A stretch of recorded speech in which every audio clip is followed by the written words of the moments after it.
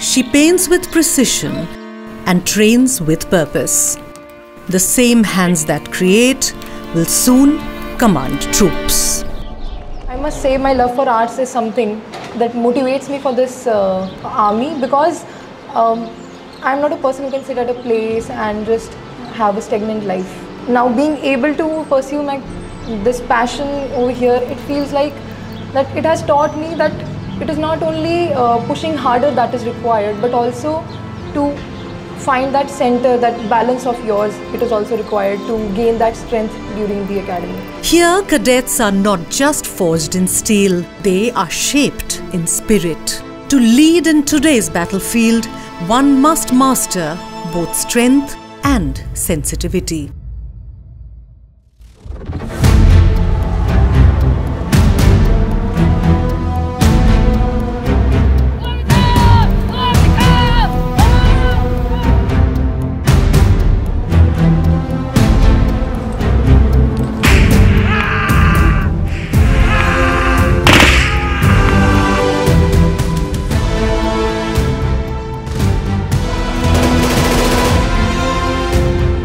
In the heart of Chennai, where discipline meets aspiration and steel is forged in sweat and spirit, stands an institution that has shaped generations of leaders.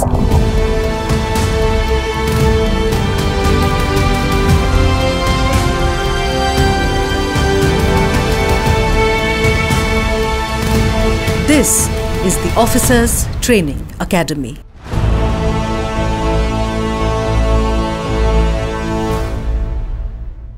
In fact, OTA was not OTA. It was initially christened way back in January 1963 and called Officers Training School, or OTS. And this was created as an immediate aftermath of the 1962 Sino-Indian War, wherein at that point of time we felt a very critical void and shortage in leadership. And to fill up that void, this Officer Training School, or OTS, at that time was created to commission officers on an emergency commission basis. From its humble beginnings in 1963 as the Officers Training School, OTA specializes in training officers for short service commissions, allowing for more flexibility and a responsive approach to fulfilling the Indian Army's manpower requirements. The academy has transformed into one of India's premier commissioning academies, and officers from here stand shoulder to shoulder with their permanent commission counterparts. Now it's been 1 year almost to the date wherein I joined over here in my present appointment, having never been an OTA before. Right. But having so said that, I am a convert. Really? To this academy. Okay. I am an ex-NDA. I never knew anything about college and things like that. I came straight from school into NDA. Right. And as a precocious teenager, we went into training and we did what we had to do, and here we are. So that training was immensely tough. That training progressed over a period of time, over 3 years. So I come from a purely civilian background. Okay. And for that, it took time for my learning curve to accelerate into a level to meet and match others who came from other kind of backgrounds that were complementary to our life in the armed forces. Correct. So it took me that amount of time. Right. And when I translate that to the officer cadets here, who just have a year to train, I mean, the learning graph is so steep, the kind of requirements of them in body and mind is so immense. Exactly. That it is a wonder how they're able to do it. And that's something, seeing is believing. And I'm so proud of all my officer cadets that they come through in flying colors. The year-long course at the OTA prepares graduates for all branches of the Army, except for the Army Medical Corps.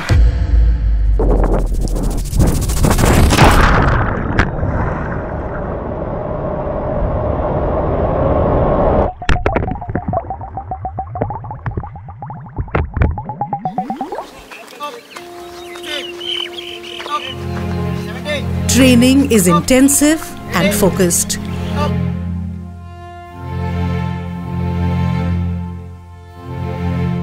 Quickly moulding cadets into effective leaders and combatants.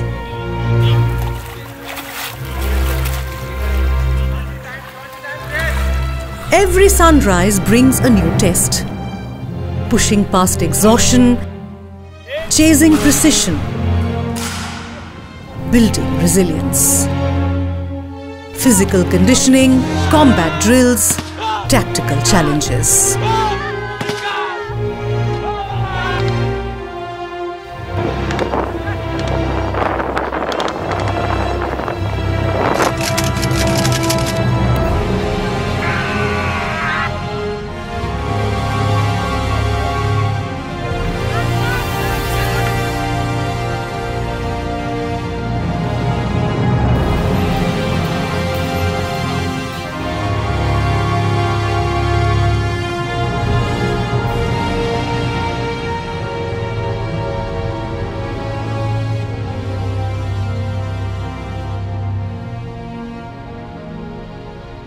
This place has allowed me to push my limits both physically and mentally. I have gone to places that I didn't think I would. When I joined, I was not as a cadet, I could run a bit, but here, after running 40 kilometers, run back 25 kilometers and doing runs, you feel proud doing that as a company, doing it with others. I have pushed myself in every way and that's made me very happy. For me, ma'am, right after graduating from OTA, being a pre-commissioned training, we are trained here as platoon commanders, which is like to lead around 30 men. So for me, I would like to lead in the highest capacity possible, and I would further like to enhance my skills, which would ultimately help me to perform well in whatever task I get after commissioning. Beyond field training, cadets sharpen their skills through modern simulators. These systems allow them to practice with pistols, rifles and light machine guns under complete safety, mastering the art of weapons handling before they step onto the range. Simulator training saves time and resources while delivering the realism needed for combat readiness.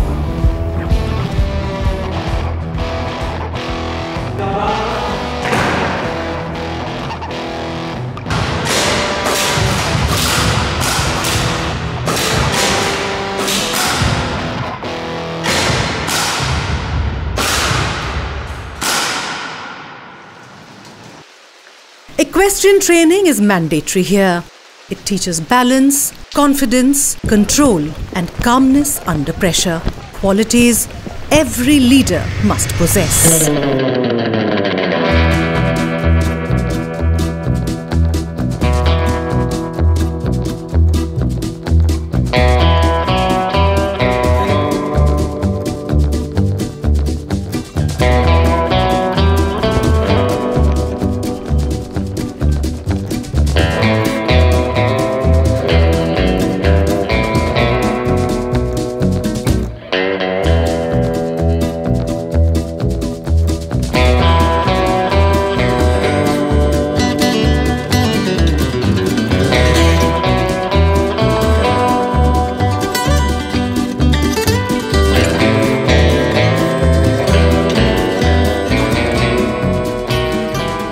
As far as OTA is concerned, no brainer. We have a wonderful horse riding club over here. I've got 54 majestic horses, fully fledged stables over here. The horses are world class. The instructors over here are chosen from the best in the country. They are show jumpers par excellence. They are ultra endurance horse riding athletes, what have you. And as far as the cadets are concerned, their training again, as in all other training, is basic and foundational for all of them. In that, they are expected to walk with the animal, trot with the animal independently. And what is important, as you could see these horses running around us, each and every one of them is something to 900 to 1000 pounds or a 500 kg animal. If you are driving a car, you have a mind and you can control the car. But when you're a horse, there are two minds. One is your mind and one is the horse's mind. So both your minds should be aligned for the things to be moving in a certain direction and not have hiccups to your embarrassment. Right. So to that extent, I would say that this equestrian sport is a game changer in terms of many things.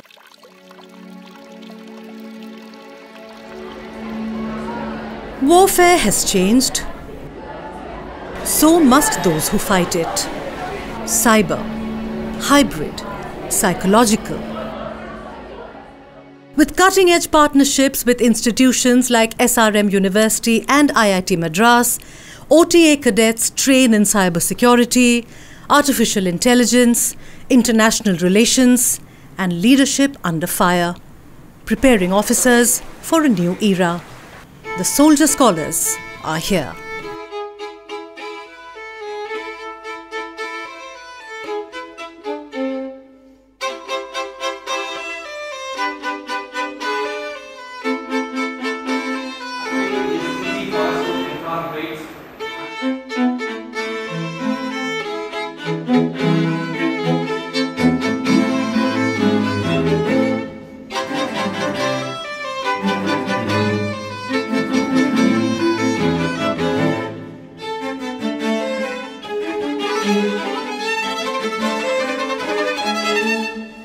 So together with military history, international relations that I just mentioned, science and technology.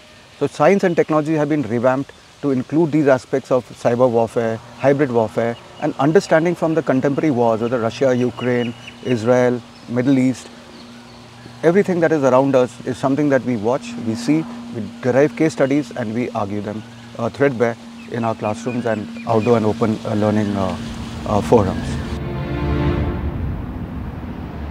At OTA, equality isn't a checkbox for tokenism. It is a lived ethos. The first batch of 25 women to be commissioned as officers into the army were trained at the OTA in 1992. 2022-23 onwards, we got full swing into this integrated training. And now in this integrated training, the defining contours of it is that, as you could see in the morning, these are my senior officer cadets. You can't differentiate them. Yeah. The haircut is the same, the dress is the same. They're doing everything the same. They are in mixed squads, so they train together. And the important part of it is that they are doing most of the tests as good, if not better, than their male counterparts, giving allowance, of course, for their gender and a little bit of biological differences. Right. Importantly, and equally importantly, I would say, is that they have now a common merit system, a common assessment system. Okay. And when they pass out, that common merit system enables all of them, whether they're male officer cadets or women officer cadets, to claim the top honors and be segregated in that manner, right down from first to last. Women here don't ask for space, they own it. OTA isn't just inclusive, it is actually equal.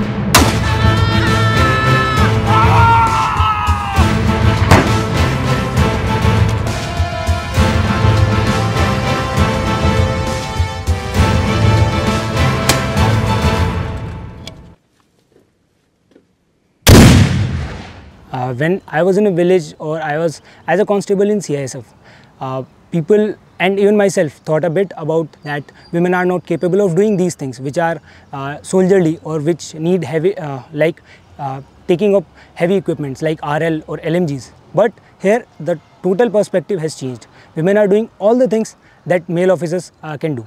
It was difficult, it was different, and it was sometimes tough in terms of, challenging yourself, basically in the physical aspect. So that was interesting, and I have found that it is just a mental barrier. It is just in your head, and you need to break that down, and you'll just explore new limits of yourself.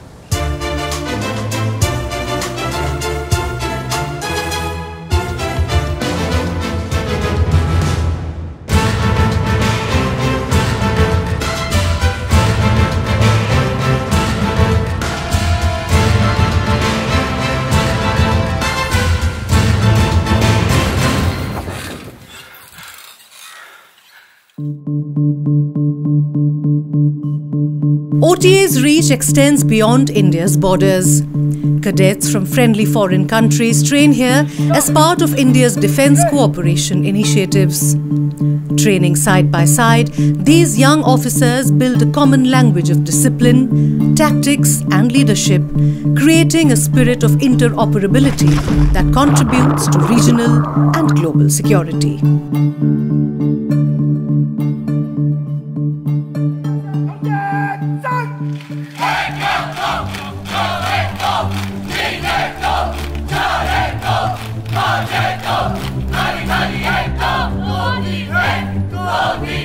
Beyond the call of the bugle at the parade ground lies another rhythm, the rhythm of expression.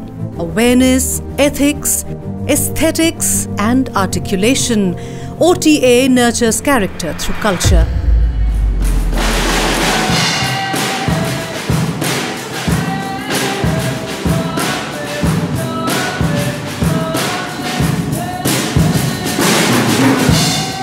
That although I need to equip my officer cadets with all the hard foundational training which we talked about at length, I also need to give them skill sets for life besides something that they need to be doing as a matter of their careers. And that is their personal development, their growth, their software elements that need to come out, and some talent that will help them for life to grow and mature, and that they can dig into in moments of time of comfort, some kind of a thing that will give them joy, balance and meaning in life.